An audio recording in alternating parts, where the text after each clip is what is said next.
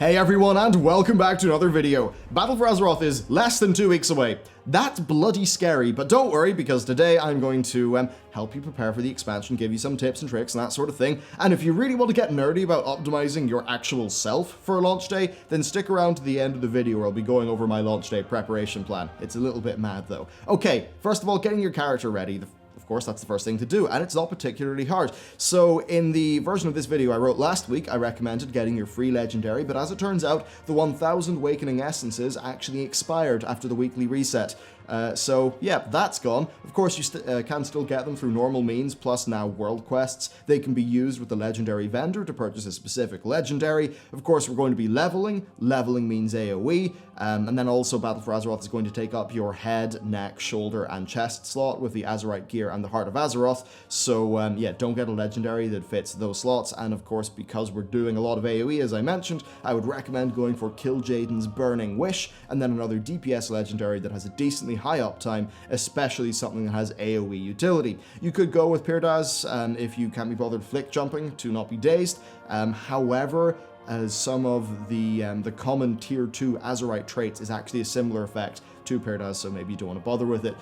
Yeah, just look, Killjaden's Burning Wish is amazing in AoE, it'll make those initial levels faster, and of course just remember that legendary effects will deactivate by the time you get halfway through your Battle for Azeroth leveling. Okay, catch-up gear is very easy to come by these days, that's the other important thing, through the War of Thorns. Now, the quests will gear you up to item level 210, which is about the power of Antorus Normal, and sure, it won't involve amazing trinkets and sets, but in terms of raw stats, it will get a character up there so they can crush the initial levels of Battle for Azeroth content. And of course, to those you just want to go back to your capital city, or I think the Undercity for the Horde, you want to talk to Anduin or Sylvanas, you want to do the War of Thorns questline, and that will eventually unlock the world quests in Darkshore. Then there are slightly updated PvP rewards, however, I don't think PvP is a time-efficient way to prepare your character, other than maybe some of those war mode bounties, but still, I think the world quests are more of a solid deal.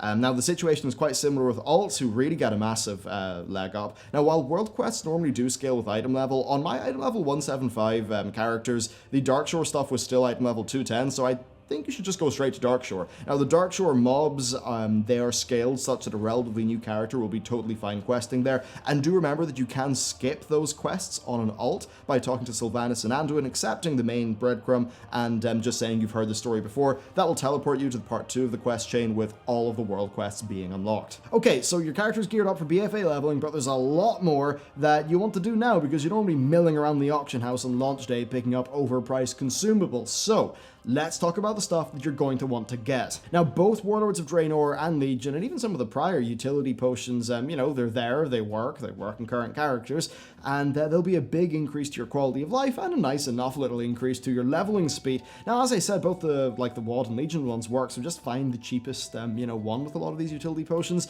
So, if you want access to an Invis, then Skaggle Drink or Draenic Invisibility potions can be sort of useful for getting past stuff. Now, if you want more speed, you've got 3 options. The Sky Step from Legion is 150% speed for 8 seconds, the Draenic speed potions are 70% speed for 8 seconds, plus 200% swim speed, which can be pretty damn useful. And then finally, the plain old Swiftness potion is 50% move speed, but for 15 seconds, which does actually make it the most efficient. Next, would you like 10% stats? Then a Sylvian potion is the thing for you. Now, the buff does appear, or disappear even, on death, so yeah, you know, watch out for that, but it's pretty damn nice to have 10% stats. And then if you really want to go ham, you can of course also just use, you know, like a food buff and stuff like that. Another thing you might want is a water walking elixir in case your class can't walk on water and you don't have a water strider mount. Then the next thing to do is to get maybe 3 stacks of goblin gliders. These guys are super useful in BFA, mainly in the mountainous areas of Zuldazar and Kul Tiras. And they can actually be used to travel a great distance in Zuldazar if you go like up off the top of the big pyramid, and I think they like inherit move speed bonuses as well, so they're pretty great.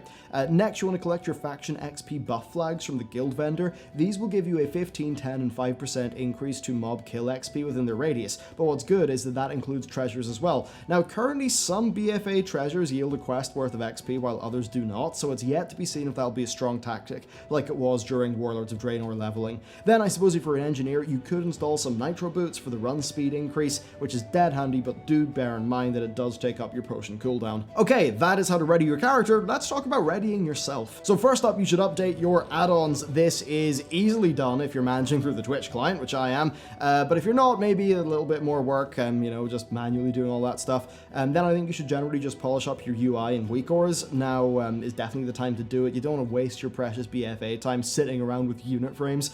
I'm currently working on all of this for myself, and when I'm done, I will share my final Battle for Azeroth UIs next week. Now, the next big thing to learn is class changes and, what you want to level first. So if you want a hand on that, you can check out my class review series. Now, by the time you see this video, that whole class review will be wrapped, and I'm currently working on my final role-based roundups and main selection. Then finally, I would recommend learning about the Battle for Azeroth core systems and changes. This is going to help cut through a lot of day one confusion, and it can be done in a spoiler-free manner. So definitely just broadly read about the expansion, Wowhead, etc. I have a bunch of great roundups, and I will have a bunch of video content as well on the channel.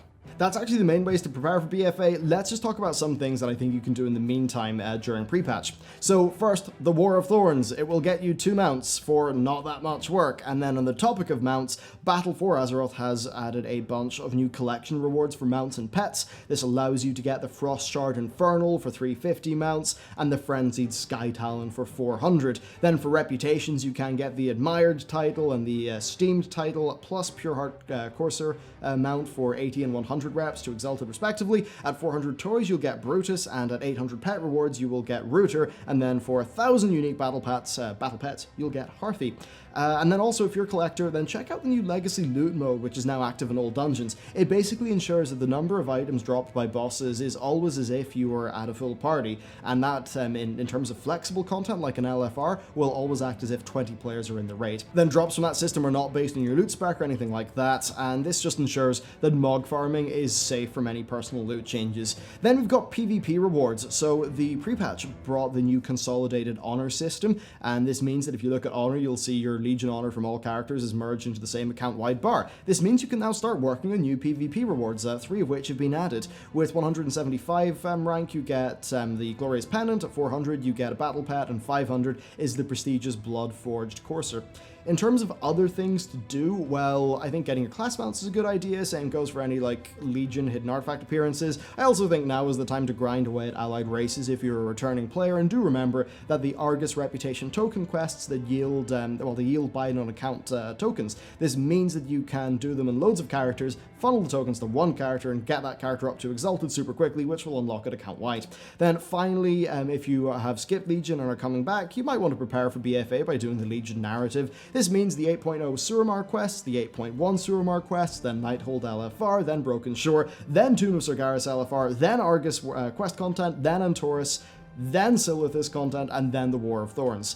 You can binge that at a pretty reasonable pace actually, and because you don't have to deal with gating, you'll get a better narrative than the rest of us did actually playing the expansion. So there you go, pretty quick video, pretty simple. That's what I think you should be doing to prepare for Battle for Azeroth. Mostly just get your character in a half-decent state. Maybe, clean up your bags, clean up your bank, a little bit of, just polishing and housekeeping, just so that you're entering BFA not having any little outstanding gripes getting in the way of what you want to do. Okay, so you've stuck around to the end of the video, and this is where it gets weird. I was originally going to write a guide on maximizing personal performance during a small time window, but I'm actually not ethically okay with that, so I'm just going to share what I am going to be doing. For launch, remember that this is my job, I need to be going super hardcore for it, and a lot of the tips and tricks here, these are things that I normally do, and they're a part of a reason why I get memed on a lot for productivity, I suppose. So our launch is at 11 PM BST. I'm going to slowly modify my sleep schedule in order to be waking up at about 3 PM that day. Now back during WOD, I went into a full sleep cycle, full US cycle for 2 weeks, but I don't really see the need to do that this time.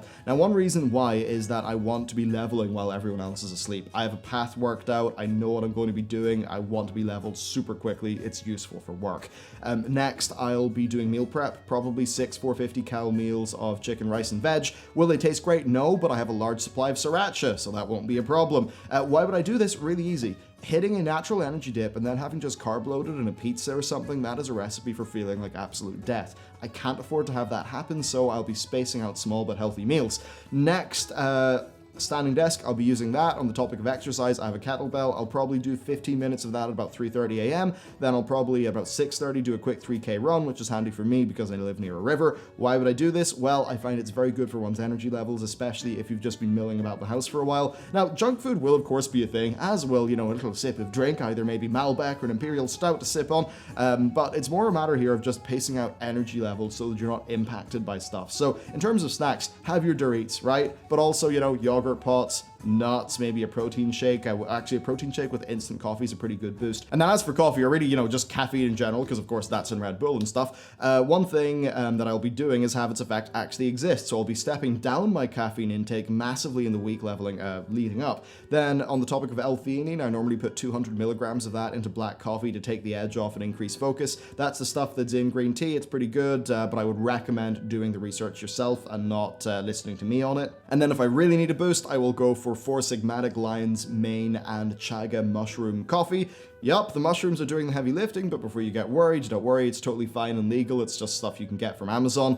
Now that's most of what I'll be doing to maintain energy through the long stint to 120. Having a maxed character quickly is going to be pretty important to content creation for me. It's something that I need to have done pretty easily. Now, by doing my sleep cycle like this, I'll be able to easily slip off to bed at about 10 p.m. the following day, wake up at about 7 the next morning, pretty much as if nothing had happened. I know that at least for my body, that works for me. May not work for you, but I thought I'd pretty much just share what I'm doing to hit the ground running with this expansion. Now, I'm going to cut this section off before I start going mad and I start talking about iOS workflows and task management systems. It might be something I touch on in the future, though, because yes, I am that deeply boring. I mean, hell, I own 8 of these identical gray shirts so that my morning dressing and weekly washing is simple and efficient. Anyway, look, before things get a bit more silly, let's just wrap up. Yeah, that's how I am preparing myself, and the other stuff in this video is how I'm preparing my characters and stuff for Battle for Azeroth, and that's pretty much all I've got to say in this topic. I really want to hit the ground running in this expansion because I'm pretty damn excited, and when it comes to being able to make day 1, 2, 3, and 4 content, I want to have a character there, and I want that character to be ready to go in good time so that I can still make high quality videos, even though, of course, a lot of World of Warcraft will be played, and that will take away from editing time. So that is my thoughts on the Battle for Azeroth launch stuff. Thank you very much for watching. I hope you found some of it useful, and I will see you next time.